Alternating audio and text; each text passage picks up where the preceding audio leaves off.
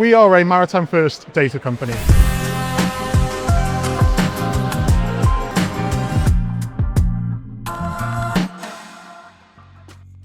Our high-level goals are de-risking, decarbonising, and essentially creating efficiency gains all across the maritime sector. What we're doing is trying to bring maritime into the data age, into the modern age. We have these vessels that historically, all of the components on the vessels, be it your engines or generators, they could have hundreds, thousands of sensors across the whole vessel.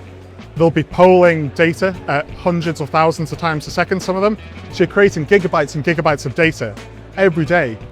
But historically, this data's just been woefully underutilized. It disappears into the ether. It runs around the local network of the boat and then it disappears. Our customers haven't historically realized how valuable that data can be. And I think as well, connectivity's been the issue.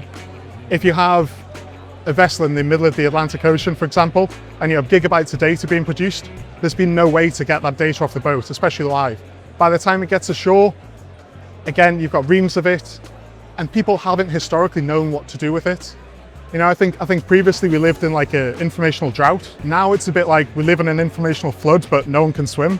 Data storage needs, we use MongoDB. There's just been our perfect sort of one-stop shop for everything we need data-wise. The majority of what our data is time series. I mean, we ingest gigabytes and gigabytes of time series data. Mongo's been perfect for that because where the data's coming from and how the data looks, there's always scope for change.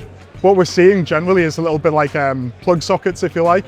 Everywhere you go in the world, they have a best practice. What Mongo does is it's like that multi-plug that you can fit into any plug and then put ours on the back end. You know, the schemaless approach has been really helpful for us.